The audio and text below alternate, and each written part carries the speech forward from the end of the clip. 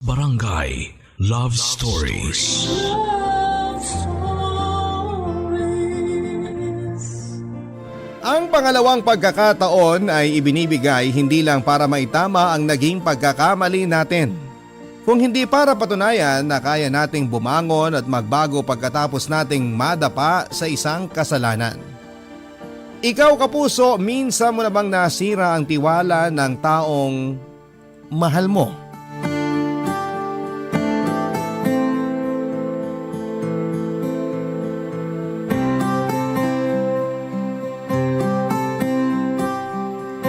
Dear Papa Dudut, may bagay na kapag minsang nasira, mahirap nang maayos o maibalik sa dati. Parang salamin, magkalamat lang ng konti ay hindi na po pwedeng maibalik sa dating ayos. Ganon din pagdating sa tiwala. May ibang tao na kaya itong ibigay muli kaagad, pero meron ding iba na hirap makalimot sa kasalanang nagawa. Hi po sa inyo Papa Dudut at sa mga kabarangay natin na nakikinig ngayon. Ako nga pala si Ramon, 41 years old at isang jeepney driver dito sa aming lugar sa Makati. Matagal na rin po akong tagapakinig ng inyong programa na Barangay Love Stories at talaga namang araw-araw na nakatutok sa inyong istasyon ng radyo ko kapag nasa biyahe ako. Kaya gusto ko ring magbahagi ng kwento na alam kong maraming makaka-relate at makapag-iiwan din ng aral sa ibang mga nakikinig ngayon. High school lang ang natapos ko, Papa Dudut. Galing kasi ako sa isang mahirap na pamilya. Nagtrabaho kaagad ako noon at naging isang barker. Nang pumanaw ang mga magulang ko at magkaroon ng kanya-kanyang pamilya ang mga kapatid ko, ako na lamang ang naiwang nakatira sa bahay namin. At dahil solo na lamang ako sa buhay ay nagagawa ko noong makaipon ng pera para sa sarili ko. Naging jeepney driver na rin po ako pero nakikiboundary lamang noong una hanggang sa makabili na ako ng lumang jeep na ginagamit kong pampasada bilang hanap buhay. Papa Dudut, medyo maayos na ang buhay ko nang makilala ko si Loisa sa palengke na malapit sa paradahan ng pinapasada kong jeep. Pinsan siya ng kapwa ko driver at nagpatulong ako dito na maligawan siya. Hindi nga nagtagal ay naging malapit na kami sa isa't isa hanggang sa naging nobya ko na siya at napangasawa. Nagkaroon kami ng 2 anak at kahit ako lamang ang naghahanap buhay sa pamilya ay naigagapang ko naman ng maayos ang buhay namin, Papa Dudut.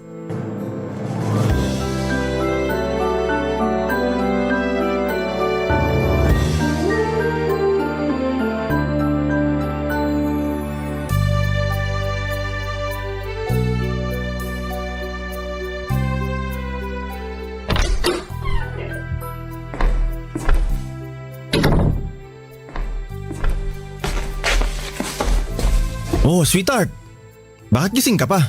Nandyan ka na pala, sweetheart. Hinihintay kasi kitang makauwi eh. Dapat hindi mo na ako hinintay. Malalim na ang gabi. Ayos lang, Sabado naman bukas. Walang pasok sa school yung mga anak natin. Kahit na. Alam ko rin namang pagod ka sa mga gawaing bahay. Kaya dapat hindi ka na nagpuyat para hintayin ako makauwi. Eto namang asawa ko, masyado akong inaalala. Ayos lang ako. Halika na sa lamesa nang makakain ka na. Sige, sweetheart. Salamat. Ang sarap pala ng ulam ngayon ah. Tortang talong. Request kasi ng panganay mo. Oo nga pala. Ito yung kinita ko ngayong araw. Medyo maliit lang kasi mahina ang biyahe kanina. Pasensya ka na ah. Ano ka ba? Ayos lang, sweetheart. Magbabakasyon na rin kasi kaya konti na lang ang mga nagiging pasahero nyo. Saka wala naman tayong malaking gastusin ngayon. Nakapagbayad na tayo ng bill ng tubig at kuryente kaya sigurado ko na may matitira pa dito. Mga gulay na lang ang bibiling kong ulam para mas makatipid tayo.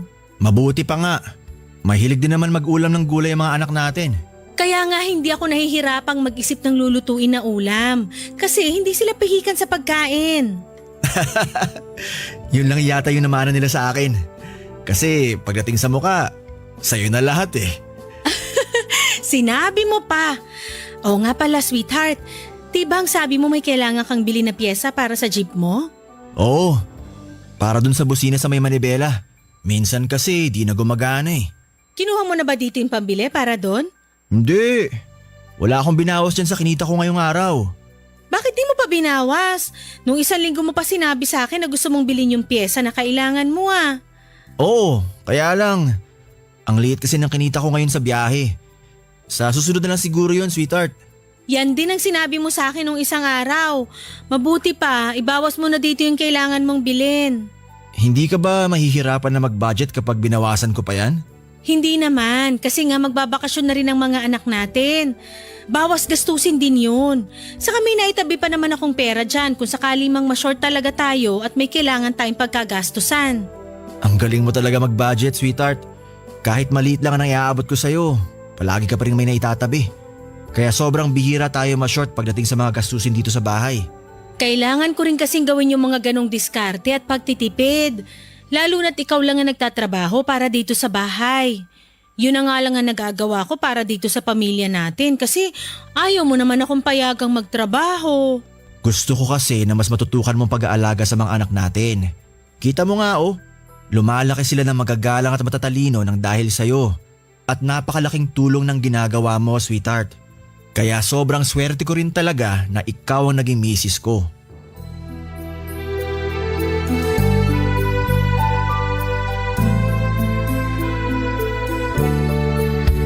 Papadudot kapag sinasabi ko sa misis ko na maswerte ako na siyang napangasawa ko, hindi po yun pambobola lamang. Dahil palagi kong pinagpapasalamat sa Diyos na nakilala ko siya at naging nanay siya ng 2 anak ko. Malambing kasi si Loisa, matipid pa, tapos kahit pagod sa mga gawaing bahay ay hindi siya nagpapakita ng pagod kapag inaasikaso niya ako. Madiskarte rin siya pagdating sa mga gastusin sa bahay namin. Hindi naman kasi talaga malaki ang kinikita ng isang jeepney driver na kagaya ko. Pero nang dahil sa kanya ay hindi kami masyadong nahihirapan sa mga gastusin. Kaya lang papadudot kahit gaano mo pala kamahal ang isang tao ay hindi ka rin talaga makakaligtas sa tawag ng tukso. May nakilala kasi ako noon si Mirna. Isa siya sa mga bantay sa karinderya na madalas na kinakainan ko. Nagkapalagayan kami ng loob at hindi nagtagal ay nagkaroon ng bawal na relasyon. Maganda kasi siya, dalaga, talagang sexy ang kanyang pangangatawan. Kaya naman ang sabihin niya sa akin na gusto niya ako ay hindi ko na yon pinalampas pa. Tumagal din ang 2 buwan ng relasyon namin, papadudot. Paminsan-minsan ay pumupunta ako sa tinutuluyan niyang bahay at doon ay may nangyayari sa aming dalawa. Pero habang tumatagal ang aming relasyon ay inaatake ako ng aking konsensya. Naisip ko noon na dapat ay hindi ko niloloko ang asawa kong si Loisa kasi wala siyang ibang ginagawa noon kundi ang asikasuhin at mahalin lamang ako. Kaya isang desisyon ang ginawa ko sa maling relasyon namin ni Mirna, papadudot.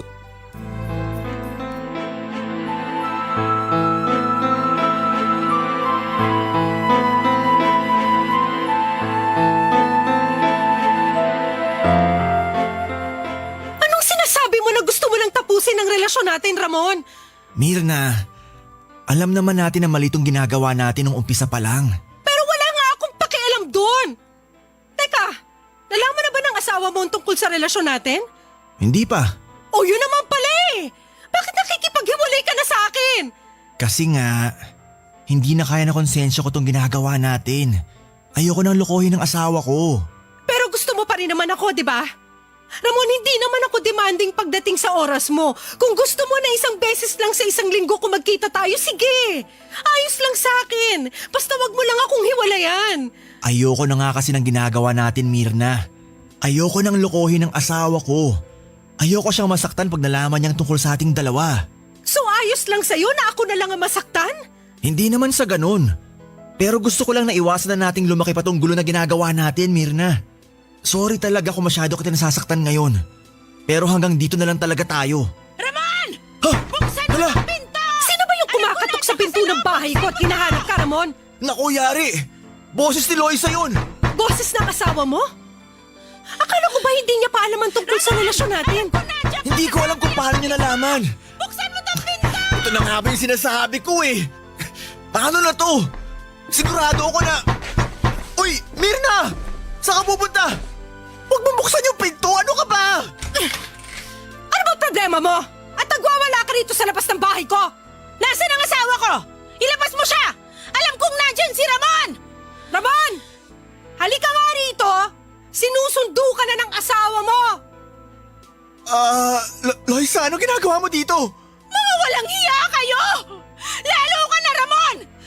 Tama nga si Maring Irma sa sinabi niya sa akin na may kinalolokohan kang malanding babae sa bahay na to! Hoy! Huwag mo ako matawag-tawag na malandi dito mismo sa tapat ng pamamahay ko, ha? Loisa, ano ba? Hindi ka kasi pumapatol ka sa lalaki may asawa at mga anak na! Aba! Wala ka sa loob mo na sampalin ako, ha? Dito pa talaga sa teritoryo ko? Ha? Mirna, tama Ulo na! kang babae ka! Isa ka ba, Ramon? Napakawalang hiya mo!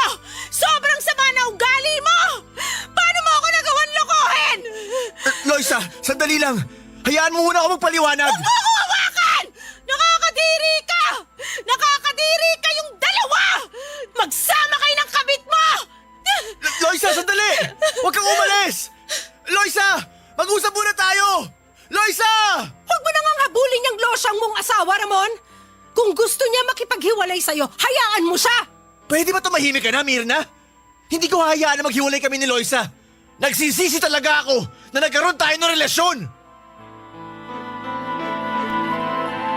Papa Dudut, hindi ka agad binitawan ni Mirna ang braso ko at pinilit pa niya akong wag umalis para siyang piliin ko. Pero bago pa man kami mahuli ni Loisa ay buo na talaga ang desisyon ko na tapusin ang lahat sa aming dalawa ni Mirna, Papa Dudut. Kaya naman pilit kong inalis ang kamay niya sa braso ko at iniwasan siya. Kahit na anong pagmamakaawa niya sa akin ay hindi ko na siya pinakinggan pa. Humingi pa rin ako ng tawad pero sinabi ko na kailangan niyang tanggapin ang pagtatapos ng relasyon naming dalawa. Iniwan ko siyang nakaluhod at umiiyak ng dahil sa akin. At sa pag-alis ko sa bahay ni Mirna para habulin si Loisa, ay nakasalubong ko pa ang kumare namin na si Irma, Papa Dudut. Ninang siya ng panganay naming anak ni Loisa at masama rin ang tingin niya sa akin. Sinabi niya pa noon na mabuti na lang daw talaga at kakilala niya ang may-ari ng tinutuluyang bahay ni Mirna. Kaya nalaman niya ang tungkol sa aming dalawa ng kabit ko. Sinabihan pa niya ako ng iba pang mga masasakit na salita na hindi ko na pinansin pa at nagpatuloy ako sa paghabol sa asawa ko, Papa Dudut. Ang mga kwento ng pag-ibig, kwento ng buhay at kwento ng pag-asa. Nasa Spotify na, Barangay Love Stories. Pakinggan kahit kailan, kahit saan. Barangay Love Stories sa Spotify. Kinig na, kabarangay! Papa Dudut, sobrang laki talaga ng pagsisisi ko noon sa nagawa kong kasalanan sa asawa kong si Loisa. Lahat ng sarap na naranasan ko sa piling ni Mirna ay bigla na lamang naglaho. Hindi ko maisip kung bakit ba nagawa ko ang bagay na yon sa kanya kahit pa sabihing si Mirna ang lumapit sa akin. Dapat kasi nilayaon ko pa rin siya. Hindi ako dapat nagpadala sa tukso at habang nagdadrive ako pauwi sa bahay kung saan ay sigurado ako na dumiretso si Loisa ay hindi ko na napigilan ang sarili ko na maluha, Papa Dudut. Naalala ko kung gaano kabuting asawa sa akin si Loisa mula nang maikasal kami. Pumayag siya na maging full-time housewife kahit nagtatrabaho pa siya noon sa isang pabrika. Binitawan niya yon para lamang sa akin. Kahit kailan ay hindi siya nagkulang sa pag-aasikaso sa akin o sa amin ang mga anak namin. Tapos, ganito lamang ang igaganti ko sa kanya. Halos papabayaan na nga niyang sarili niya kasi palaging kami ang inuuna niya. Tapos susuklian ko pa siya ng pagtataksil, Papa Dudut.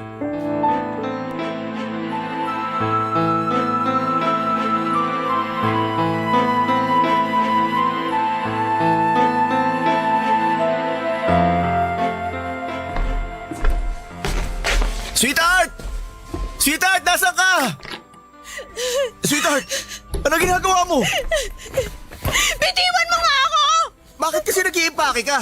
Aalis na kami ng mga bata sa bahay na to! Iiwan ka na namin, Ramon! Sweetheart, please naman. Huwag mo namang gawin to. Pag-usapan muna natin to.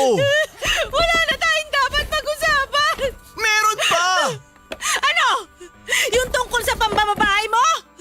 Yung pagsisinungaling mo sa akin tuwing uuwi ka na madaling araw dito sa bahay? Yung mas lalong lumitang binibigay mong pera sa akin kasi ginagastos mo sa makating babae na yon? Sweetheart, sorry. Ramon! Araw-araw kong hinihintay ang pag-uwi mo! Nagpapakapuyat ako sa pag-aasikaso sa mga anak natin, pati na rin sa'yo! Hindi ko sinusumbat ang mga ginagawa ko dahil responsibilidad ko yan bilang asawa mo! Pero sana naman, pinahalagaan mo kahit konti yung mga yon! Alam ko nagkamali ako. Sabihin mo nga sa akin, saan ba ako nagkulang? Anong pagkakamali ang nagawa ko sa'yo para saktan mo ako ng ganito? Wala, Loisa. Naging mabuti kang asawa sa akin. Kahit kailan wala ka naging pagkukulang. Ako may kasalanan ng lahat. Ako ang nagkulang. Pero bakit nga? Bakit kailangan mo pa mambabae? Bakit kailangan mo pa akong lokohin? Natukso lang ako pero hindi ko ginusto na saktan ka. Maniwala ka sa akin, Loisa. Nakipagkalas na ako kanina kay Mirna. Dahil nahuli ko na kayong dalawa. Nung sinabi sa akin ni Irma yung tungkol sa babae mo, hindi agad ako naniwala. Sinabi niya na siya mismo ang nakakita na pumapasok ka sa bahay nung malanding yon, pero kinontra ko lang siya. Kasi alam ko na hindi mo ako magagawang lokohin. Sigurado ako na hindi mo sisirain ang tiwala ko sa'yo, pero nagkamali ako. Nagkamali ako sa pagkakakilala ko at pagtitiwala ako sa'yo. Loisa, please. Patawarin mo na ako. Nagsisisi na talaga ako. Ayoko mawala ka sa akin. Kayo na mga anak natin. Eh di sana inisip mo yan bago ka ng babae. Bago ka gumawa ng kalokohan na pwedeng makasira sa pamilya natin. Natukso lang talaga ako. Pero hindi ko na uulitin yon. Hindi mo na talaga mauulit dahil hindi na ako makikipag-ayos sa'yo. Aalis na kami ng mga anak ko sa bahay na to at kahit kailan, hindi mo na kami makikita. Loisa, parang awa mo na. Huwag mo akong iwan. Bitiwan mo ako. Hindi ako mabubuhay nang hindi kayo kasama ng mga bata. Itigil mo na kasi ang pag-iimpake mo. Ayusin na natin to. Ayoko talaga mawala ka sa akin. Wala na tayong dapat ayusin dahil kahit kailan, hindi na kita mapapatawad sa ginawa mo. Parang awa mo na. Patawarin mo na ako, Loisa. Kahit para man lang sa mga anak natin. Huwag mong hayaan na masira ang pamilya natin nang dahil lang sa isang pagkakamali ko. Ang kapal din talaga ng mukha mo, Ramon! Alam mo, kahit lumuhod ka pa dyan, hindi na kita mapapatawad! Hindi mo na uli kami makakasama ng mga anak mo! Tandaan mo yan!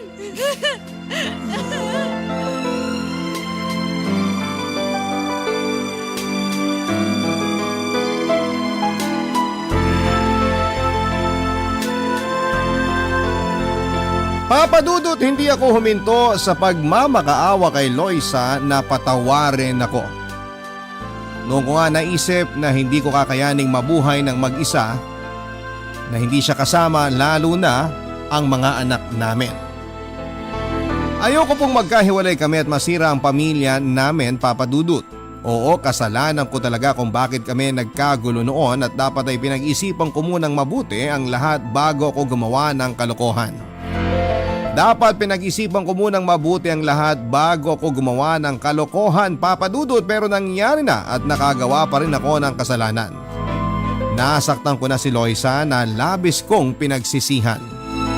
Kaya hindi talaga ako papayag na basta na lamang kaming magkahiwalay. Mabuti na lamang, Papa Dudut, at umuwi na rin ang mga anak namin mula sa eskwelahan at nakita nila ang pagtatalo namin ni Loisa, pati na ang pag-iimpake ng mga gamit ng asawa ko. Umiyak ang dalawang bata at nakiusap din kay Loisa na huwag na silang umalis. Lalo pa ako nagmakaawa sa asawa ko at paulit-ulit na humingi ng tawad. Sinabi ko na labis ko na talagang pinagsisisihan ang nagawa kong kasalanan at kahit kailan ay hindi ko na yon uulitin pa. Sa awa naman ng Diyos, Papa Dudut, ay nagawa ko rin kumbinsihin si Loisa na patawarin ako.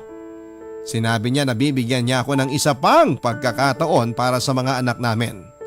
Pero hindi ibig sabihin ay kakalimutan na niya raw ang ginawa kong kasalanan. Nangako naman ako sa kanya na magbabago na at kailanman ay hindi na yon uulitin pa. Nangako rin ako sa sarili ko na gagawin ko ang lahat para makabawi sa asawa at mga anak ko, Papa Dudut.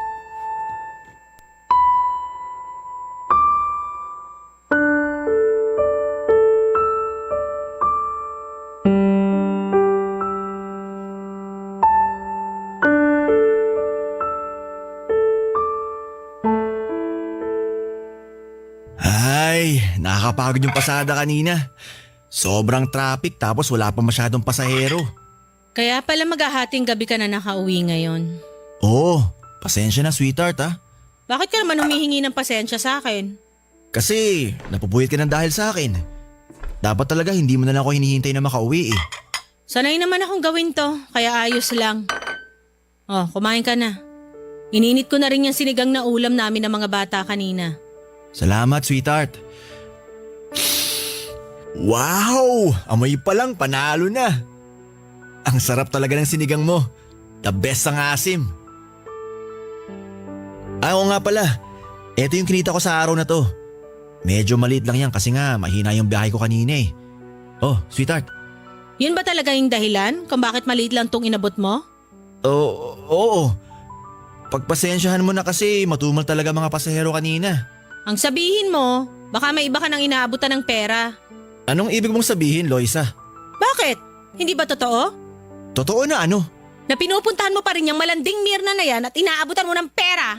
Teka nga. Saan ba nanggagaling yung sinasabi mo? Kay Maring Irma na naman ba?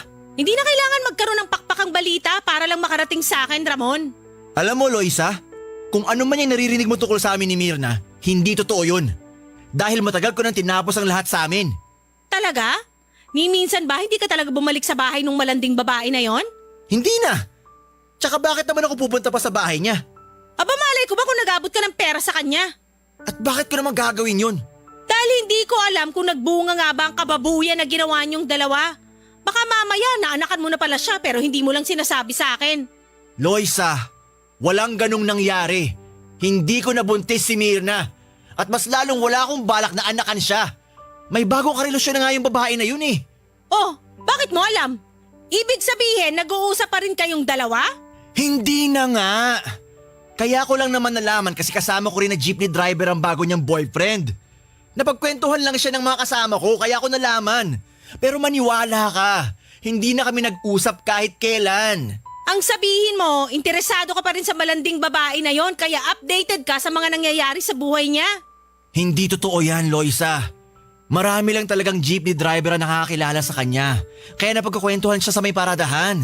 Yun lang talaga yun at wala nang ibang dahilan. Ewan ko sa'yo.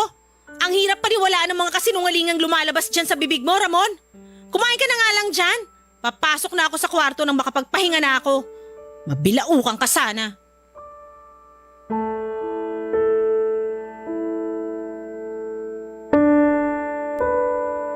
Papa Dudut, kahit pinatawad ako ni Loisa at nagsama muli kami sa bahay ay hindi rin kaagad naging maayos ang lahat sa amin.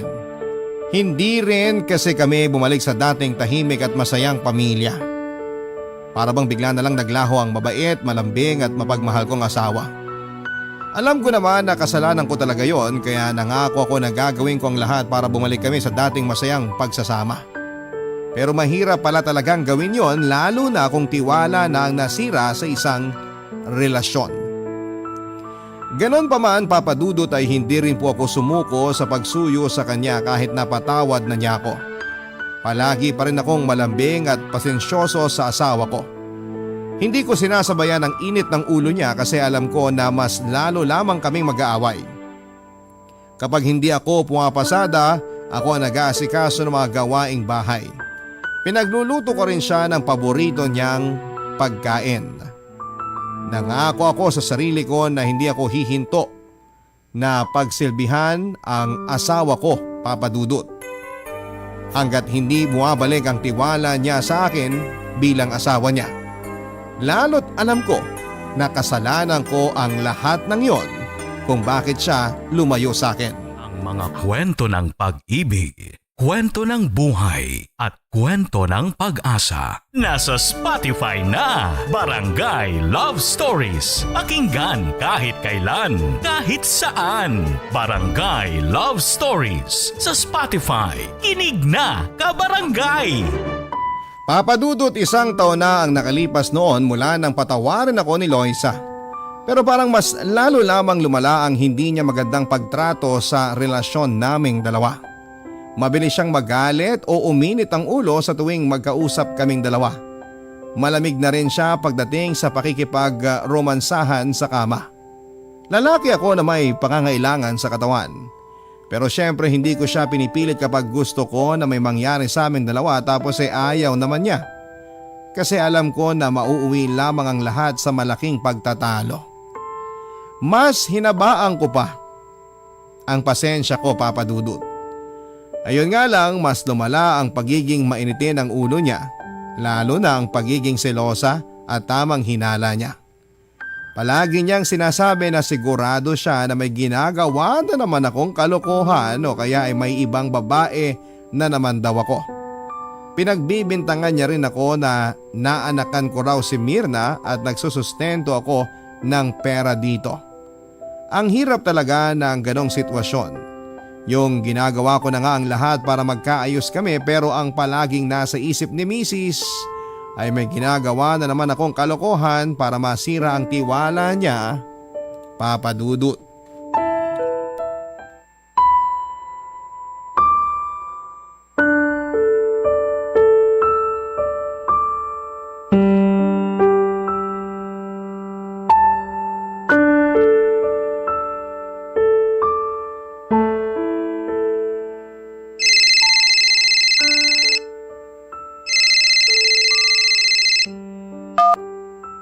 Hello, sweetheart. Mabuti naman at sinagot mo na ang tawag ko. Pasensya na, sweetheart. Ang hina kasi ng signal dito sa resort eh. Nagdadahilan ka na naman. Totoong sinasabi ko. Kinailangan ko pa nga pumunta dito sa may kalsada para lang makahanap ng signal. Bakit ba kasi hindi pa kayo maalis dyan sa resort? Ang sabi mo sa akin na alis na kayo dyan ng 5:00 ng hapon eh. Pasado 6:00 na, nandyan pa rin kayo? Nag-extend kasi dito sa resort yung mga empleyado ng kumpanyang umarkila sa amin ng mga kasamahan kong jeepney driver. Hindi naman ako pwedeng maunang umalis kasi walang masasakyan pabalik na Maynila yung mga hinatid namin dito sa Laguna. Ang sabihin mo, may natitipuhan ka na namang babae dyan kaya hindi ka pa umuuwi. O kaya kasama mo mismo dyan ang kabit mo. Nagsasabi ako ng totoo, sweetheart. Nakakontrata ang paghatid at sundo namin sa company outing na to. Kaya hindi talaga ako pwedeng basta na lang umalis. Pero nangako ka nga na hindi ka na magpapaabot ng gabing-gabi sa labas ng bahay natin. Pasado 6:00 pa lang. Intindihin mo naman sana na hindi ako pumunta rito para tumambay. Matagal na kitang iniintindi, Ramon. Kaya nga pinatawad kita kahit nahuli kitang may ibang babae, di ba? Doon na naman papapunta ang usapan na to? Bakit? Totoo naman ah. Kahit anong pag-intindi ang ginawa ko sa'yo noon, niloko mo pa rin ako. Alam mo, tama na nga itong walang kwentang pag-uusap na to. Basta ito ang tandaan mo, kapag wala ka pa dito ng hating gabi, iimpake ko na yung mga gamit mo. Loisa, wag naman ganun. Basta umuwi ka dito bago maghating gabi. Tapos ang usapan na to. Loisa, wag ka na magalit. Nagtatrabaho lang talaga ako dito. Hello? Hello, Loisa? Pinatayan na ako ng cellphone. Hulaan ko. Si Loisa yung kausap mo, no? Ikaw pala yan, Eric. Oo, tama ka. Si Loisa nga kausap ko. Sabi na nga ba eh. Kapag ganyan na problemado ang mukha mo, si Loisa lang ang dahilan. Ano bang nangyari? Nagagalit siya kasi hindi ko kagad nasagot ang tawag niya. Sinabi ko naman na mahina ang signal dito pero ayaw niya maniwala. Mas nagalit pa siya kasi hanggang ngayon nandito pa rin tayo sa resort. Dapat sinabi mo na hindi naman tayo basta pwedeng makaalis dito dahil nakakontrata tayo. Yun nga ang sinabi ko, pero hindi naman siya naniwala. Naku, pasensya ka na pare ha. Napasama pa yata yung pag-imbita ko sa'yo sa racket na to. Naku Eric, wala kang kasalanan. Nagpapasalamat nga ako kasi ang laking tulong din nitong racket na binigay mo. Ang laki rin kasi ng binayad ng kumpanya para sa pag-arkila nila sa atin. Kaya salamat ha. Wala yun, Ramon. May iba ako. Kumusta na ba kayo ni Loisa? Napansin ko na parang hindi pa kayo masyadong nagkakaayos. Kasi sa tuwing nasa may paradaan tayo ng jeep, problemado ang mukha mo pagkausap mo siya sa cellphone. Ang totoo, hindi pa nga kami masyadong nagkakaayos. Si Loisa kasi, palagi akong pinag-iisipan ng masama. Anong ibig mong sabihin? Sa tuwing hindi niya ako kasama o nakikita, pakiramdam niya may kasama akong ibang babae. Kaya palagi siya nagte-text sa akin na siguro raw nandun ako sa bahay ni Mirna. O kaya minsan sa tawag, sasabihin niya na nararamdaman niya raw na may bago na naman ako kinalolokohang babae. Tapos ngayon, ang gusto niya, umuwi ako bago maghating gabi. Malabo yan. Kasi mukhang madaling araw na tayo makakauwi. Yun nga ang sinabi ko sa kanya. Nag-extend nga kasi dito sa resort yung mga empleyado ng kumpanyang umarkila sa atin. Pero itong asawa ko, ang akala niya may kasama akong ibang babae dito. Ay, ang hirap ng gantong sitwasyon, Eric. Pinatawag nga ako ni Loisa pero hindi ko naman maramdaman kasi ni katiting na tiwala hindi niya maibigay sa akin ngayon. Wala naman ako ibang magawa kasi alam ko kasalanan ko rin kung bakit siya nagkakaganon hanggang ngayon. Papadudot, alam ko naman na ang minsang pagtataksil ko ang pinaka-dahilan ng pagbabago ng asawa kong si Loisa. Kung hindi ako nakagawa ng kasalanan sa relasyon namin ay hindi siya magbabago at hindi siya magkakaroon ng ganong kalaking galit sa akin. Pero nagkamali nga ako na labis kong pinagsisihan ng mga panahong yon. Kung may paraan nga lang talaga na maibalik ko pa ang araw na nasaktan ko si Loisa, ay gagawin ko para itama ang mga naging kamalian ko. Saksi din ang mga tao nakapaligid sa amin sa pagbabagong ginawa ko, pati na rin sa kung paano ako nag-i-effort na ayusin ang relasyon naming mag-asawa. Palagi akong may pasalubong sa pag-uwi ko sa bahay, ina-update ko siya kung nasaan na ba ako o kung anong oras ang uwi ko. Naglilinis ako ng bahay namin na dati ay hindi ko namang ginagawa. At kung ano-ano pang bagay para lamang maipakita ko kay Loisa na pinagsisisihan ko na ang mga nagawa kong kasalanan sa kanya at sa pamilya namin, Papa Dudut.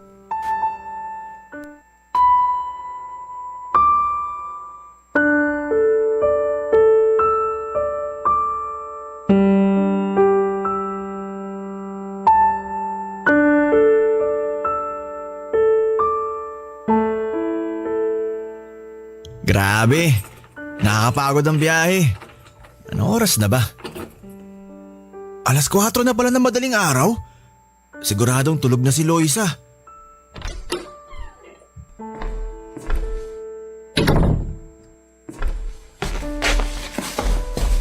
Teka, ano to? Bakit may malalaking bag dito? Ano bang laman ng mga to? Tingnan ko nga.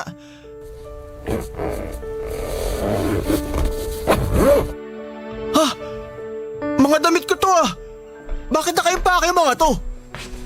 Mabuti naman nandito ka na. Sweetheart, pasensya ka na kung inabot ako ng madaling araw. Masyado kasing nag-enjoy sa resort yung umarkila sa amin eh, kaya… Hindi mo na kailangan magpaliwanag. Dalin mo na lang yung mga gamit mo at umalis ka na sa bahay na to. Loisa, huwag ka naman ganyan. Nagpaliwanag naman ako sa iyo nung kausap kita kagabi, di ba? Oo, pero may usapan na tayo na kapag hindi ka nakauwi bago maghating gabi, iimpake ko na yung mga gamit mo at aalis ka na sa bahay na to. Pero hindi naman ako pumayag sa sinabi mo na yun. Gusto ba nga sana kita kausapin kaya lang binabaan mo na ako ng tawag eh. Tapos pinatayan mo pa ako ng cellphone. Buong gabi ko nang hindi makontak ang number mo. Wala na rin namang dahilan para mag-usap pa tayo kasi buo na ang desisyon ko na makipaghiwalay sa'yo. Dahil lang sa hindi ako nakauwi kagabi? Kaya ka nakikipaghiwalay sa akin? Dahil alam ko na dun ka sa babae mo nagpalipas ng buong magdamag mo, Ramon. Ano ba yung sinasabi mo? Bakit? Totoo naman, di ba? Dinahilan mo lang na may umarkila sa inyo para sa company outing. Pero may ibang babae ka lang talaga. Wala na nga akong ibang babae. Huwag ka na ngang magsinungaling. Sino ba yung bagong babae mo, ha? Mas bata na naman ba siya kaysa sa akin? Mas maganda? Mas magaling sa kama? Ano? Sabihin mo na sa akin ang totoo! Sino yung bago mong kinalolokohang babae? Wala nga! Wala! Wala akong babae! Wala, Loisa! Ay naman oh! Ano ba bang kailangan kong gawin para maniwala ka na hindi kita niloloko? Loisa, ginagawa ko naman lahat para maayos ang pamilya na to. Pero hindi ko magagawa yan kung parati ka na lang ganyan. Hindi mo naman maalis sa akin na makaramdam ng ganito! Pinipigilan ko ang sarili ko na pag-isipan ka ng masama pero hindi ko magawa! Dahil paulit-ulit na bumabalik sa akin yung panloloko na ginawa mo, Ramon! Paulit-ulit kong naaalala yung naging kasalanan mo, hindi lang sa akin kundi sa pamilya natin! Iyon ang kasalanan na sobra ko ng pinagsisihan. Kaya nga ginawa ko lahat para magkaayos tayo, di ba? Hindi lang naman ikaw nahihirapan eh, ako rin. Hirap na ako sa trato na ginagawa mo sa akin. Sa tuwing aalis ako ng bahay para mamasada, alam ko na iniisip mo na may ibang babae na naman ako pupuntahan. Maliit lang ako ng konti ng uwi, galit ka na kaagad kasi akala mo galing ako sa bahay ng ibang babae. At eto, hindi ko naman ginustong abutin ng madaling araw sa pag-uwi eh. Pero inipake mo na kaagad ang mga gamit ko. Dahil buong gabing tumatakbo sa isip ko kung ano bang ginawa niyo ng babae mo sa magdamag na magkasama kayo. At hindi ko na kayang tagabi na uuwi ka sa bahay na to pagkatapos mong magpakasarap sa piling ng ibang babae. Pero wala nga akong ibang babae. Wala na akong kahit na anong kalokohan na ginagawa. Kahit tanong mo pa sa mga nakasama kong jeepney driver kagabi, sabay-sabay kaming umalis sa kayo mga empleyado ng kumpanya umarkila sa amin. Loisa, hindi na kita lolokohin at sasaktan. Pinagsisisihan ko na nagawa kong kasalanan sa'yo. Mahal kita. Kayo na mga anak natin. Kaya nakikiusap ako sa'yo. Bigyan mo naman ako ng kahit konting tiwala lang. Kahit konti lang, Loisa. Kahit kapiranggut na tiwala lang. Alam mo bang napakatagal kong hinintay ang salitang yan mula sa'yo, Ramon? Paulit-ulit kang humihingi ng tawad sa akin pero kahit di minsan, hindi ko narinig na mahal mo ako o kami ng mga anak natin. Oo, tama ka. Aaminin ko na kahit napatawad na kita, hirap pa rin akong alisin ang galit dito sa puso ko. Ang hirap kasi kalimutan ang sakit na ginawa mo sa akin. Ang hirap magpatawad ng buo. Pero sinubukan ko naman, Ramon. Sinubukan ko kahit napakahirap. Loisa, bigyan mo lang ako ng isang pagkakataon at konting tiwala. Pangako, hindi ko na yun sasayangin. Sorry kung hindi ko palaging sinasabi kung gaano ko kayo kamahal ng mga anak natin. Sorry kung nagkamali ako. Sorry kung nasaktan kita. Pero, nandito na ulit ako. Hindi ko nasisirain pa ang tiwala mo. Mahal na mahal ko kayo ng mga bata. At gagawin ko ang lahat para maayos ulit natin ang pamilyang to. Kaya pakiusap lang, Loisa. Patawarin mo na ako. At bigyan mo ko ng kahit konting tiwala lang. Papadudot, ramdam ko naman yung bigat sa dibdib ng asawa kong si Loisa dahil sa naging kasalanan ko sa kanya.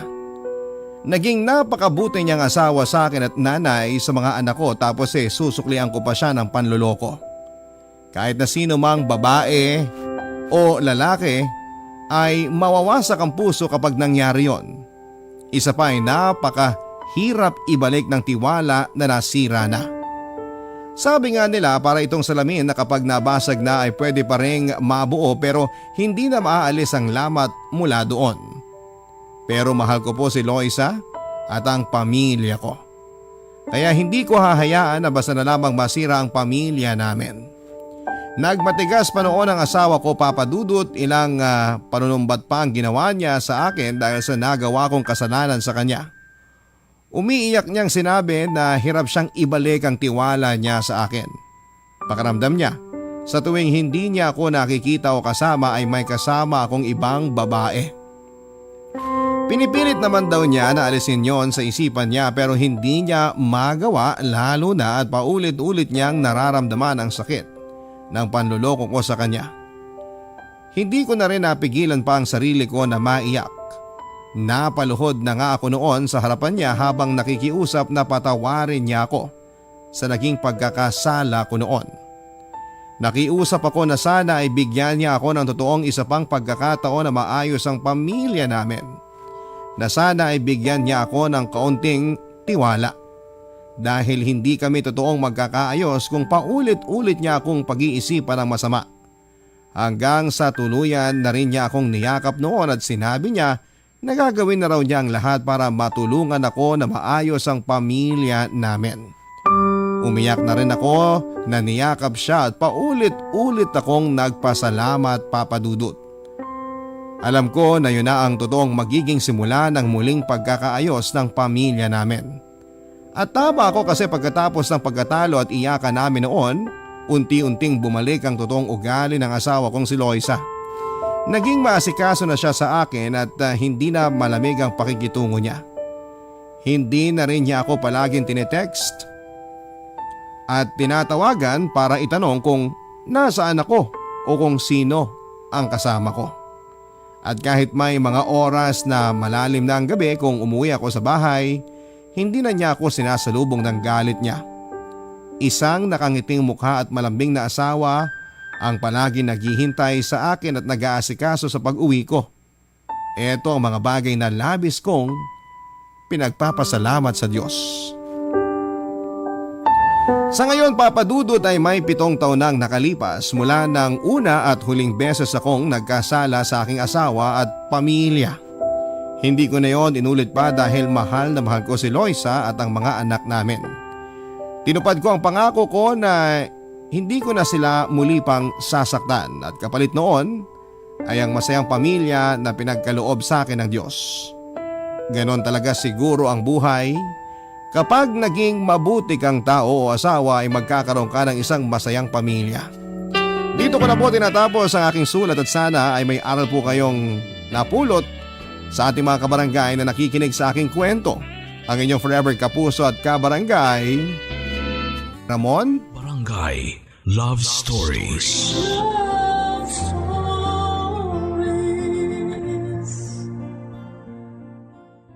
Barangay LS 97.1 Number 1. Forever.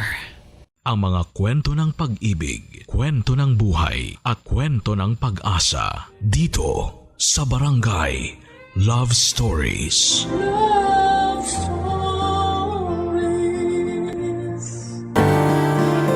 Kung kayo ay bubuo ng pamilya, dapat ay magkasama kayo ng iyong kapareha sa hirap at sarap. Hindi yung sa hirap mo lang siya gustong makasama at sa sarap ay maghahanap ka na ng iba.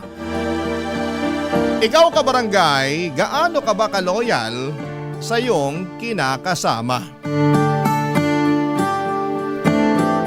Dear Papa Dudut, may mga tao na todo-todo magmahal. Yung bang binansaga na silang martir dahil hindi nila magawang bitawan at iwanan yung taong iniibig nila. Pero sila rin yung mga tao na matiisin at mapagpasensya. Yun bang kahit paulit-ulit nang sinaktan ay nahahanap pa rin sa kanilang puso ang magpatawad. Hanggang ngayon ay naniniwala pa rin ako na kahit kailan ay hindi kahinaan ang magmahal. Bago po ang lahat ay tawagin niyo na lamang po ako sa pangalang Lala, 33 years old, taga Sariaya, Quezon. Pero dati ako nagtatrabaho at tumira sa Pasig. Programa ninyo, Papa Dudut, ang tumulong sa akin upang magkaroon ng libangan o mga panahong huminto na ako sa pagtatrabaho dahil nagkaanak na kami ni Roy. Nagkakilala kami taong 2019 noong nag-factory worker ako sa pinagtatrabahuhan niya, kung saan delivery truck driver naman siya. Tulad ng ibang love story ay mabilis kaming nagkapalagayan ng loob. At dahil pareho naman kaming single ay naging madali sa aming mapalapit sa isa't isa. Noong nabuntis ako ay tinira niya ako sa bahay ng nanay sedes niya. Pangako sa akin ni Roy na pag-iipunan niya ang pambukod namin. Umasa ako sa sinabi niya pero Nagtatlong taong gulang na lamang ang anak namin ay hindi pa rin kami nakaalis sa poder ng nanay niya, Papa Dudut.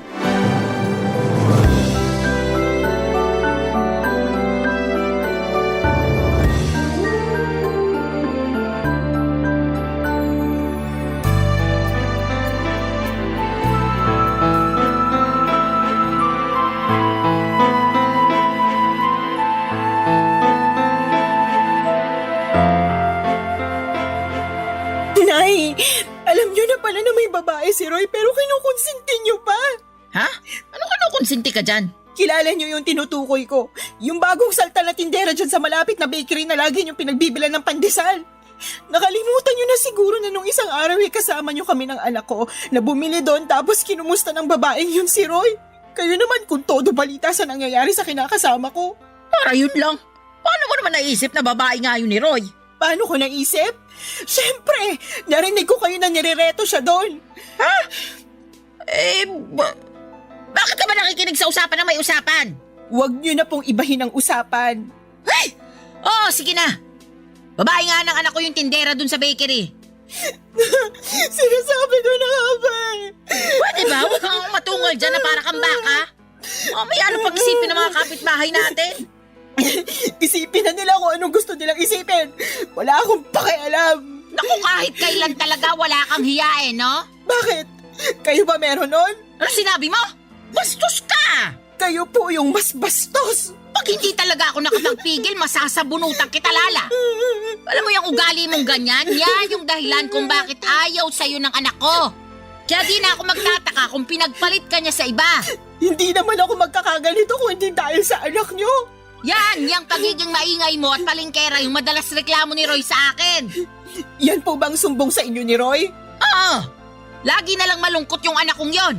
Mukhang depressed lagi kasi inaaway mo raw. Hindi totoo yan. Nag-iimbento lang siya. Ay, ginawa mo pa talagang sinungaling ang anak ko. Sinungaling naman po talaga yung anak nyo. Kanino pa ba siya magmamana? Eh di sa inyo rin na nanay niya. Aba, sumusobra ka na talaga ha? Halika rito para masabunutan kita.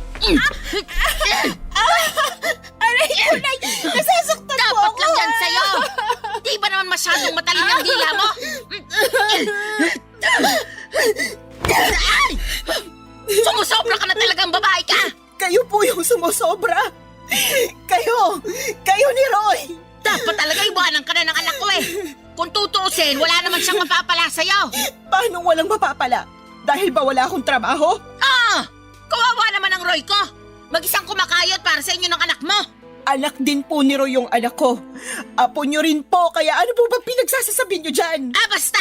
Simula nang dumating kayo sa pamamahay na to, parang bumigat na ang pamumuhay namin. At kasalanan niyo yun. Kayo talaga ang malas sa buhay namin. Kaya huwag ka nang magulat kung isang araw, iwanan ka na ng anak ko. Papa Dudut, mag-isang anak na lalaki ng biyanang kong babae si Roy, kaya naman mahal na mahal niya ito. Bunso rin ito sa tatlong magkakapatid. Ang dalawang ate ng kinakasama ko ay may sarili ng pamilya at wala na sa poder ng nanay nila. Laging sinasabi ni Roy na nagdadalawang isip siyang umalis sa bahay nila dahil daw maiiwang mag-isa ang biyanang ko. Pero nahihirapan akong makisama sa ugali ng nanay niya na likas ang pagiging taklesa at pakialamera. Oo, may mga araw na magkasundo kami pero mas lamang pa rin yung hindi kami magkasundo. At kapag nangyayari yon ay mas pinipili ko na lamang na manahimik dahil nga nanay pa rin siya ng kinakasama ko. Pero sa isip ko, Papa Dudut, ay gusto ko pa rin bumukod kami para magkaroon ako ng peace of mind. Kaya lang nang dahil sa pambababae ni Roy at pangungonsinti ng nanay niya ay bigla akong nakaramdam ng pag-aalinlangan sa dibdib ko. Sa totoo lang ay 2 taon pa lang ang anak namin noon ay napansin ko na ang panlalamig sa akin ng kinakasama ko. Siyempre bilang babae ay meron tayong instinct na baka may iba na siyang kinakalokohan. Inoobserbahan ko lang si Roy dahil ayoko ma-stress masyado sa kanya. Magaling ang mister ko, kumbaga sa kriminal ay marunong siyang magtago ng mga ebidensya. Pero wala namang lihim na hindi nabubunyag. at nadagdagan lang ang sama ng loob ko sa pangungonsinti ng nanay niya. Kaya nga hindi ko na napigilang sumabog ng araw na yon at manibugho, Papa Dudut.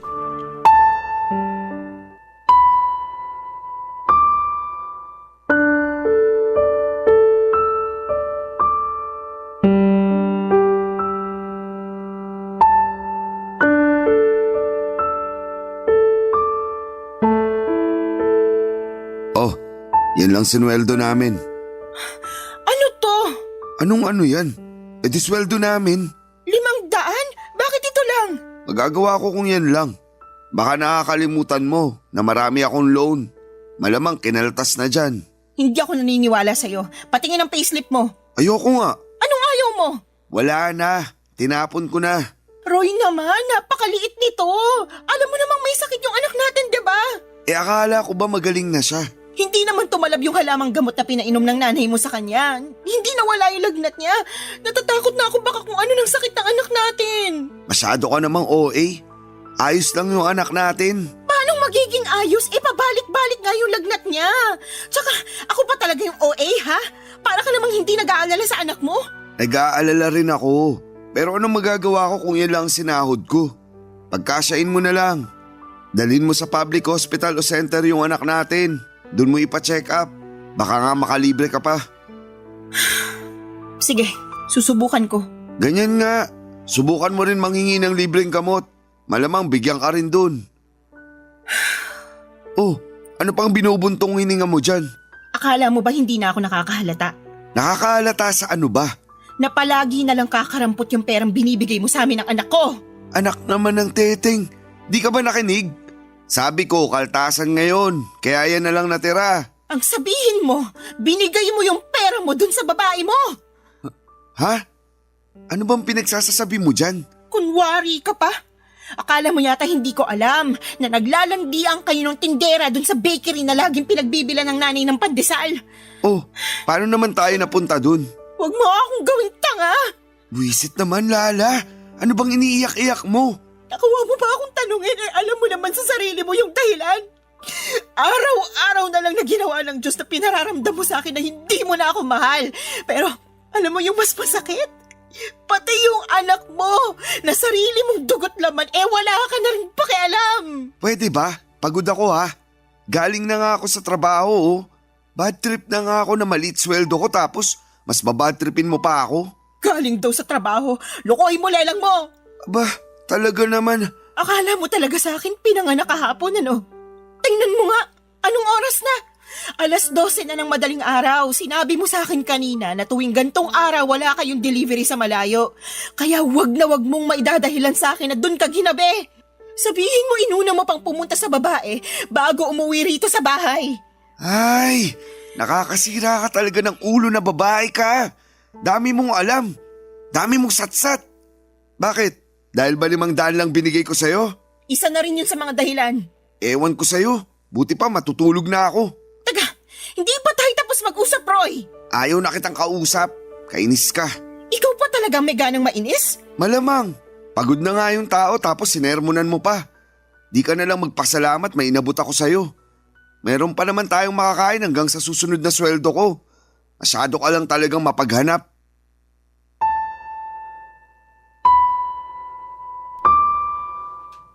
Papa Dudut, kahit na hindi aminin ni Roy na may iba siyang babae ay ramdam ko na meron talaga. Lalo pa na sumasala na siya sa pagbibigay sa amin ng anak niya. Ang totoo ay hindi yon ang unang pagkakataon na kulang ang perang ibinibigay sa akin ni Roy. Maraming beses na pero ewan ko ba sa sarili ko kung bakit mas pinili kong manahimik ng mga panahong yon. Pakiramdam ko tuloy ay nasanay na lamang si Roy kaya paulit-ulit na niyang ginagawa. Ewan ko rin kung bakit kahit na sinabi na ng nanay niya sa akin na babae niya yung tindera sa bakery na malapit sa amin, ay gusto ko pa rin na manggaling kay Roy ang pag-amin. Bagay na hindi naman niya ginawa, Papa Dudut. Sobrang sakit sa dibdib nang naging pagtatalo namin ng gabing yon. Hindi ko rin naman siya pinatulog kahit nagsabi na siyang pagod na siya. dahil gusto ko siyang umamin sa akin na may babae nga siya.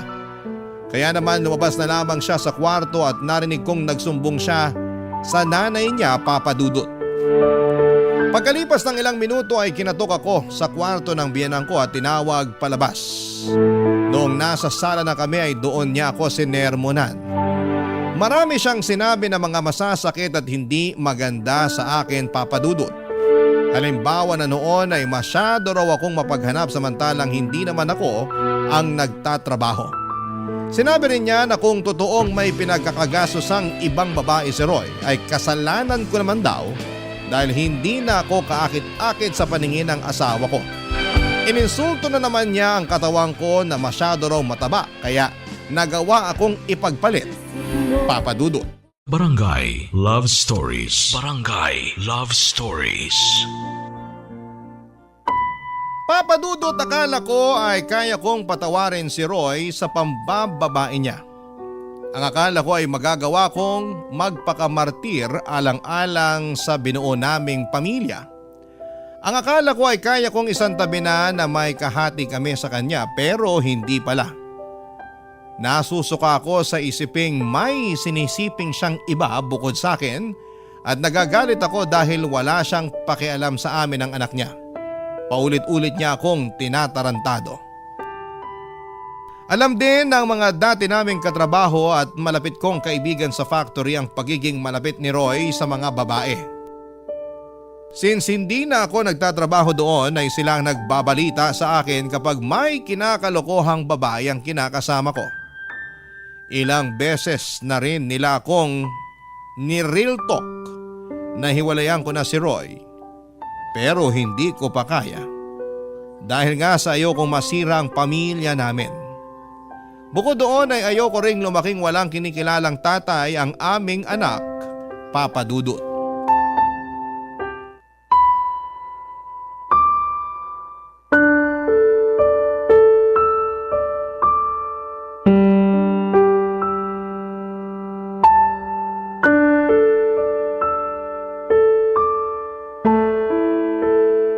Lala, masayiin mo nga yung likod ko. Sakit na eh. Busy ako. Anong busy? Tulog naman anak natin. Ano pa bang gagawin mo? Marami. Magsasampay pa ako ng mga damit natin. Akala ko naman tapos ka na maglaba. Hindi pa. Kasi pinakain ko pa't pinatulog yung anak natin. Mabuti sana kung tinutulungan mo ko kaso hindi naman. Pagod ako. 6 na araw kaya ako nagtrabaho. Ngayon na nga lang day off ko, patutulungin mo pa ako sa'yo sa paglalaba. Oh, edi sana ikaw na lang muna nagpakain sa anak natin. Sana tapos na ako sa pagsasampay. Bakit ko gagawin yun? Pagod nga ako. At trabaho ng mga babae yun. Alam mo ikaw? Oh, ano na naman? Wala. Balik na ako sa pagsasampay. Sandali lang. Masayiin mo muna likod ko. Hindi ka ba nakakaintindi? Magsasampay pa nga ako ng mga labahan natin. Naiintindihan ko naman. Pero pwede bang mamaya na lang? Mamayain ko mukha mo eh. Bakit ka ba ganyan? Anong bakit ako ganito? Nakuha mo pang magtanong?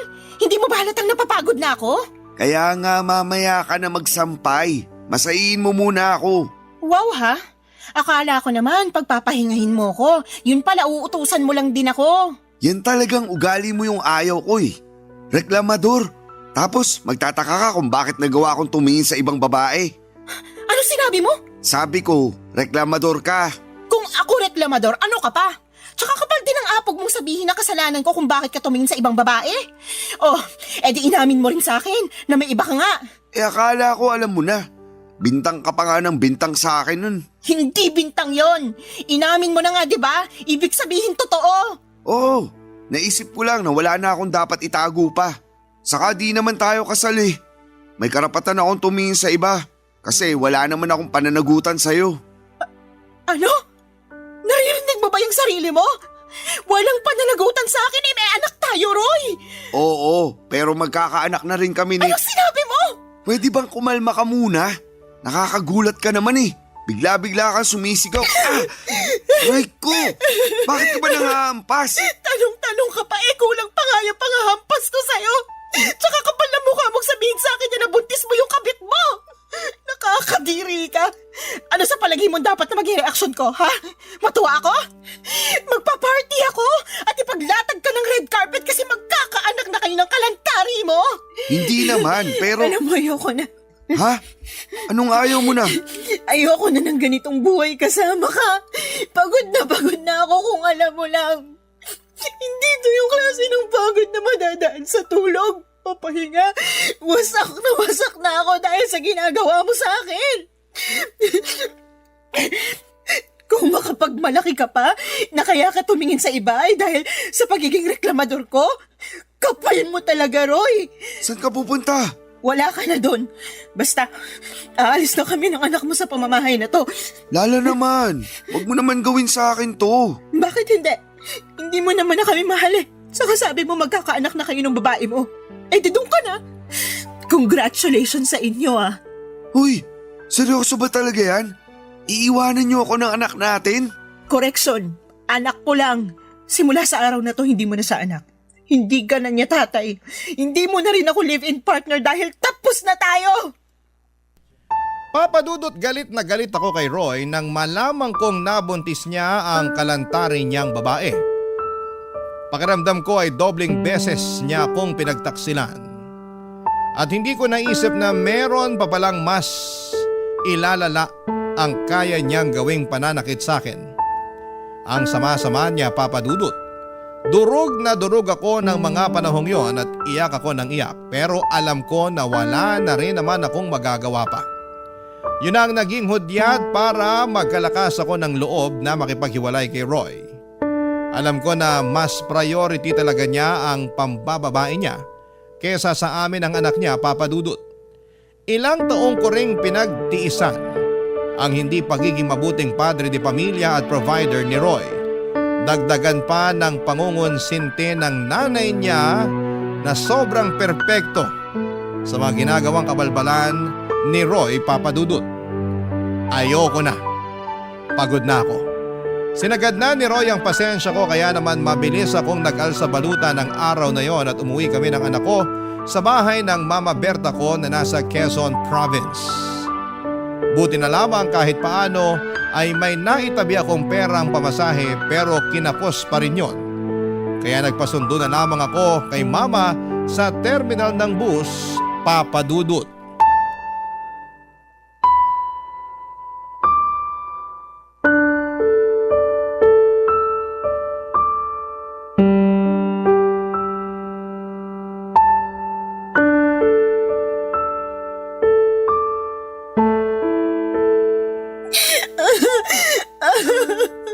Kung hindi pa naman tinamaan ng lintik yung Roy na yan. Halika, samahan mo ako sa kanila dun sa Pasig. Puputulin ko yung pagkalalaki niya. Wag na po. Tsaka ayoko na rin pong bumalik sa kanila. Pwes, ako ang babalik para maipaghiganti kita. Hindi na po kailangan. Ayoko na po ng gulo. Ewan ko, hindi ako mapakali. Gusto kitang ipaghiganti. Sobrang sama ng ginawa ng Roy na yun sa'yo, nak. Tapos pati nanay niya kinukonsinti siya.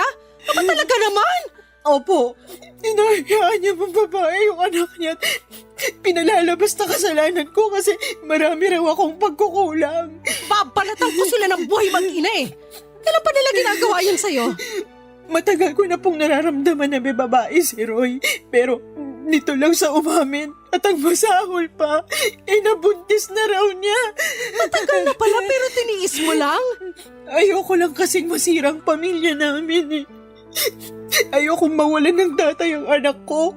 Mas mabuti pang lumaki na walang kinikilalang tatay yung anak mo. Kesa meron nga pero nuknuka naman ang katarantaduhan. Buti naman natauhan ka na, Lala. Kaya nga po, mali ko lang kasi pinatagal ko pa. Hinayaan ko dahil umaasa ako na sa huli. Kami pa rin ang anak niya yung pipiliin niya. Hindi niya kayo deserve ng anak mo. Kaya tama lang na iniwan mo ng lalaking yon. Magsama sila ng babae niya. Pero kung may pagkakataon lang talaga, gusto ko siyang bigyan ng kaliwat kanang sampal at sisikmuraan ko rin para magtanda. Pag nakisali nanay niya, papangahan ko. Manaman eh. O bakit? Magaling kaya ako manuntok. Alam ko po, pero hindi na kailangan. Sabi ko nga po, ayoko na bumalik sa kanila. Karma na lang po bahala na maghiganti para sa amin ng anak ko. Sa bagay, naniniwala pa naman ako dyan sa karma. Yung bang kapag gumawa ka ng masama, doble o triple na masamang karma rin babalik sa'yo? Buti na lang talaga naisipan mo ng hiwalayan ng manlolokong yun. At umuwi kayo rito ng apo ko. Kasi welcome naman kayo rito sa bahay. Salamat, Ma. At sorry din dahil ang tanga-tanga ko. Dapat noon ko pa ginawa na makipaghiwalay kay Roy. Hindi na sana ako nasaktan ng gusto. Hayaan mo na. Nangyari na eh. Tsaka sabi mo ayaw mo namang masirang pamilya nyo. Ayaw mong mawalan ng tatay yung anak nyo. Ibig sabihin, nilaban mo. Pero si Roy talaga yung may diferensya rito. Kulang yata sa bakuna yung taong yun eh. Pareho sila ng nanay niya may pagkasintu-sinturin. Pag naligaw talaga yun dito sa Quezon, baka katikim mo sa akin ng suntok sa muka. Paawat na po kayo. Hindi ko lang matanggap na ginano nila ang kaisa-isang anak ko. Yun ay kinagagalit ko. Sana naiintindihan mo. Wala namang magulang na naghahangad na masaktan ng iba mga anak nila. Naiintindihan ko po kayo. Kaya lang bilang anak, ayoko naman na mapahamak kayo sa kagustuhan yung maipaghiganti ako laban sa kanila sakaling mag-cross ulit yung landas namin. Pero sana, wag na talaga kahit kailan. Sana nga. Naniniwala naman ako sa iyo na kaya mong itaguyod ang anak mo eh. Kakayanin ko po. Oo naman. Malakas ka. Matapang kang babae. Ako kaya nanay mo. Tsaka nandito lang kami ng tatay mo para tulungan kang bumangon. Papadudot mabait si Mama at ang kinakasama niya na tinuring ko na rin parang tunay na ama dahil hinayaan nila kami ng anak ko na magstay sa bahay nila. Matagal na panahon na rin simula nang umalis ako sa Sariaya para hanapin ang kapalaran ko sa Maynila. Doon ako nakapagtrabaho at nakapagrenta ng maliit na apartment bago ko nakilala si Roy. Wala akong kapatid at wala rin namang anak ang mama ko sa tatay-tatayan ko at tanging pagtitinda lamang ng mga gulay at prutas sa may tabing kalsada ang pinagkakabalahan nila. Kaya naman masayang-masaya sila dahil umuwi kami ng anak ko. Sa paglipas ng mga araw ay sinabi ko sa sarili ko na gusto ko na lang mag-focus sa pag-move on kay Roy at intindihin ang anak ko. Kaya nga kahit masakit, mahirap at nakakatakot ay sinimulang kong umusan. Butit nandyan ang mama ko na handang umalalay sa akin at sa loob nga lang ng isang buwan ay unti-unti ko nang naibabalik ang dati kong pagkatao. Nasinira at winasak ng dati kong kinakasama, Papa Dudut. Barangay Love Stories. Barangay Love Stories. Papa Dudut, mabilis na lumipas ang 2 buwan. Masasabi ko na gumanda na ang disposisyon ko sa buhay at oo, nandun pa rin yung kirot at panghihinayang para sa pangarap kong pamilya na kasama si Roy. Pero iniisip ko na lamang na baka hindi talaga kami ang tinadhana para sa isa't isa. Sa kasabi rin ni Mama, mas mabuti na maghiwalay kami kesa habang buhay akong mag-suffer. Nakasama siya. Feeling ko kasi ay mamamatay talaga ako sa konsumisyon sa dati kong kinakasama, Papa Dudut. Bukod sa pag-aalaga sa anak ko ay tumutulong ako kina Mama at Papa sa pagtitinda. Masaya ako dahil nagkaroon ako ng bagong pag-asa sa buhay matapos ng pinagdaanan kong kabiguan. At kapag naiisip ko ang karanasan kong yon, ay natatawa na lamang ako sa sarili ko dahil hinayaan kong mamalagi ako ng matagal sa ganong klase ng sitwasyon. Pero sa bagay, nagmahal lang naman ako at kahit kailan ay hindi yon kahinaan o kasalanan. Kaya lang isang araw ay nakatanggap ako ng tawag sa cellphone mula sa isang unknown number. Hindi ko na sana sasagutin pero nasagot ko pa rin, Papa Dudut. Ganon na lamang ang gulat ko nang ang nanay ng dati kong kinakasama na si Roy ang nasa kabilang linya. Binalita niya sa akin na may sakit daw ang anak niya at kailangan nito ng tulong at pag-aalaga ko. Pinababalik nila ako sa bahay nila sa Pasig pero hindi ako pumayag, Papa Dudut. Binabaan ko ng cellphone ang nanay ni Roy at makaraan lang ang 3 araw ay gulat na gulat ako nang pumunta siya sa bahay namin sa Sariaya, Quezon.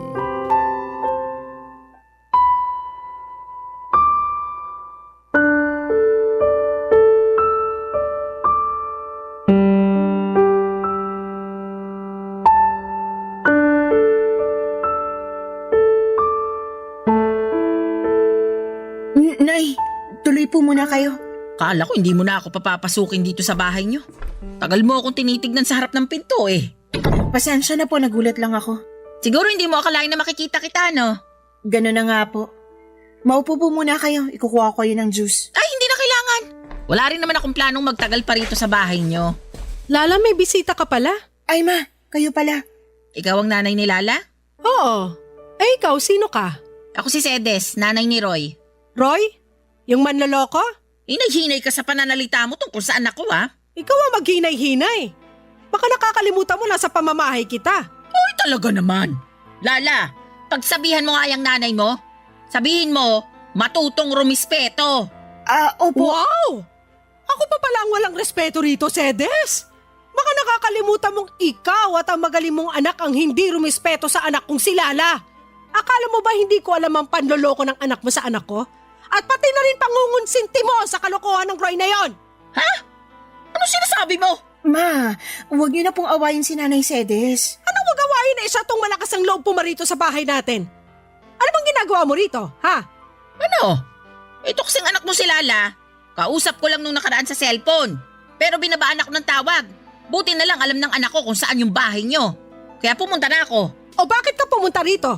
Gusto ko lang pabalikin si Lala sa bahay namin. Kailangan siya ng anak ko. Ano ka mo? Tama ba yung narinig ko? Oo! Di pa naman siguro mahina ang pandinig mo, no? Hindi pa.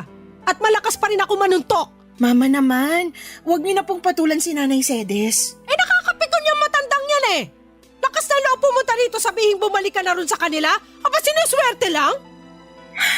Nay, diba? Sinabi ko na po na ayoko nang bumalik sa bahay niyo. Ayoko nang makita si Roy. Tapos na kami simula nang mabuntis niya yung babae niya. Nandun na tayo, pero may sakit yung anak ko. Kailangan ka niya. Hindi po akong kailangan niya. Doktor ang kailangan niya kung may sakit siya. Tumpak! Pampira naman, no, Lala. Hindi ka ba talaga magpapakiusapan? Hinahanap ka nga ng anak ko. Ang gusto niya, alagaan mo siya. Parang wala kayong pinagsamahan ng anak ko, ah. Bakit ako? Nasaan yung babaeng nabuntis niya? Doon siya magpaalaga, hindi sa akin. Tungkol sa bagay na yan, wala na. Hiwalay na sila matapos makuna ng babae. Kaya nga nagkasakit si Roy kasi nagluluksa siya sa namatay niyang anak. Oh, di ba? Ang bilis ng karma talaga. Ma, please, wag na po kayo magsalita dyan. Kaya ko na to. Sorry po, Nay Sedes. Pero hindi ako tagapag-alaga ng anak niyo. Oo, nakakalungkot yun nangyari sa baby nila ng babae niya. Pero labas na po ako doon. Hiwalay na kami ni Roy, tapos na kami. Wala na rin akong responsibilidad sa kanya. Papadudot galit na galit ang nanay ko na pinaalis ang nanay ni Roy sa bahay namin. Pero syempre naawa pa rin ako sa kanya dahil magulang lang din siya. Na nag-aalala sa kanyang anak, kaya lang ay desidido na akong hindi bumalik sa bahay nila para alagaan ng dati kong kinakasama. Tama na kami ni Roy at hiwalay na kami. At hindi rin naman ganong kadaling kalimutan ang mga ginawa niya sa akin pati na rin ang nanay niya. Sa isip ko ay napaka-unfair nila kasi pag sa hirap ako ang gustong kasama. Pero kapag sa sarap ay iba. Nakakagalit at alam kong hindi ko yon deserve. Kaya nga pinagdasal ko na lamang na sana'y gumaling si Roy sa kanyang karamdaman pero wala na akong plano na bumalik sa buhay niya. Masaya na ako kasama ang anak ko at ang mga tao na totoong nagmamahal at nagpapahalaga sa akin. Mabilis na lumipas sa mga araw at paulit-ulit pa rin akong tinetext ng nanay ni Roy na puntahan ko siya sa bahay nila para alagaan si Roy. Kesyo, hinahanap daw ako ng anak niya pero wala na akong pakialam pa. Kinatagalan ay tumigil na rin si Nanay Sede sa pagte-text sa akin. Siguro ay nagsawa na din o di kaya ay tinanggap na lamang niya ang desisyon ko.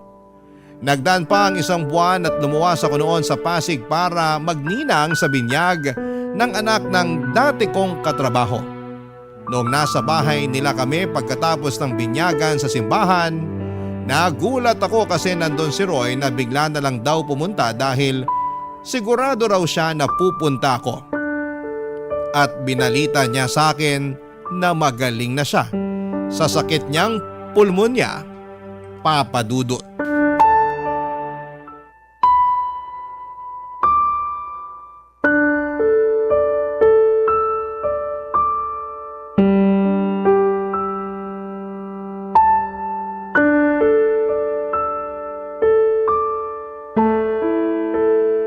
Alam mo, panira ka ng araw eh.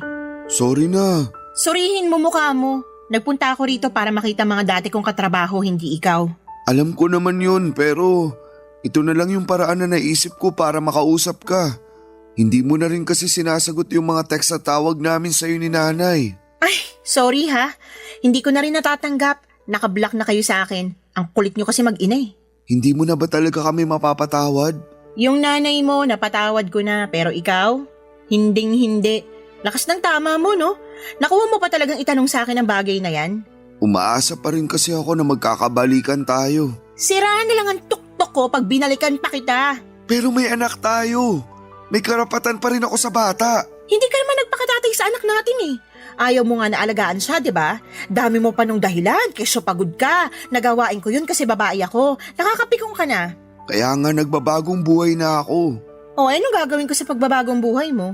Lala naman, wag mo naman gawin sa akin to. Gagawin ko kung anong gusto kong gawin. Ikaw nga, ginawa mo lang din noon yung gusto mo eh. Alam ko naging siraulo ako. Alam ko marami akong pagkukulang sa inyo ng anak natin. Pero pinagsisisihan ko na yun lahat. Hindi mo na ba ako pwedeng patawarin? Hindi mo na ba ako pwedeng bigyan ng pangalawang pagkakataon? Binibigay lang ang pangalawang pagkakataong sinasabi mo sa mga taong deserving. Pero ikaw, hindi ka kasama sa mga taong yon, Roy. Huwag ka nang umasa na makikipagbalikan pa ako sa'yo dahil matagal na tayong tapos. Maawa ka naman sa akin oh. Naawa ka ba sa akin nung niloko mo ako? Naawa ka ba sa akin nung pinagmukha niyo kung pangit ng nanay mo para lang makonsinti ang pambababae mo? Hindi naman, di ba? Kaya sabihin mo, bakit ako maaawa sa'yo? Mabuti pa umalis ka na. Lala naman, huwag mo akong paalisin. Anong wag paalisin? Hindi ka naman imbitado rito. Tsaka sinisira mong araw ko, nakakainis ka na. Gusto ko lang naman mag-sorry sa'yo. Wala nang magagawa yung sorry mo, hindi na ako makikipagbalikan sa'yo. Gusto mo bang lumuhod ako? Ano? Sige, luluhod ako. Tumayo ka nga dyan, nakakahiya ka. Wala akong pakialam kahit na nakakahiya pa tong ginagawa ko. Pero desperado na ako. Gusto kong magkabalikan tayo. Gusto kong magsimula ulit tayo ng panibagong buhay. Gusto ko na ulit magpakatatay sa anak natin. Tumayo ka na dyan, sabi eh. Tatayo lang ako kapag pumayag ka nang bumalik sa akin. Di wag kang tumayo dyan. Bahala ka sa buhay mo. Iwanan na kita. Sandali lang! Roy, napipik ko na talaga ako sa'yo ah. Isa pang pangungulit mo sa barangay na tayo mag-uusap. Sinabi ko na sa'yo na hindi na ako makikipagbalikan sa'yo. Pagod na ako sa relasyon natin. Ayoko na ulit mangunsumi sa'yo. Ngayon, kung totoo nga na nagbago ka na, di mabuti. Pero hindi ibig sabihin doon na natatapos yung mga kasalanan mo sa akin. Kung alam mo lang kung gaano kalalim yung sugat sa puso ko na kagagawan mo. Sana hindi na lang kita nakilala noon. Sana hindi na lang kita minahal.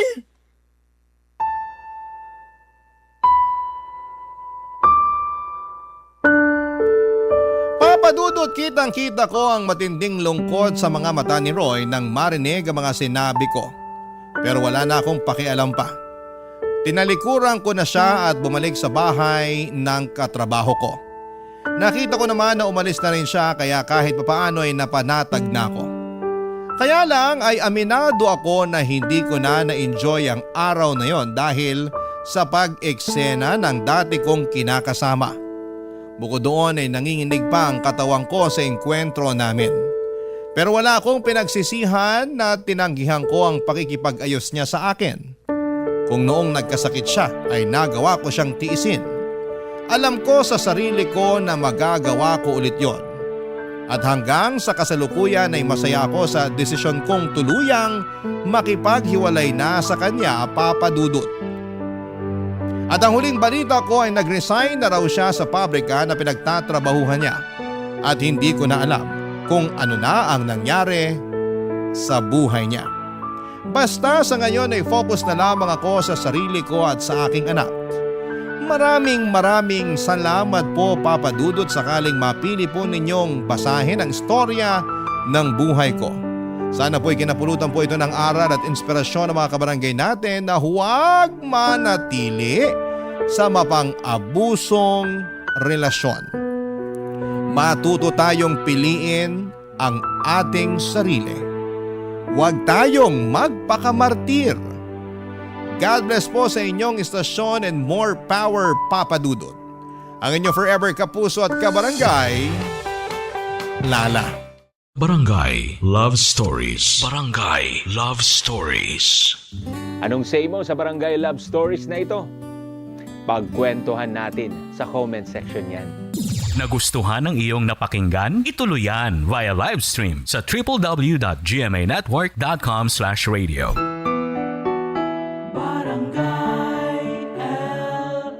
In Mega Manila, 97.1. Forever.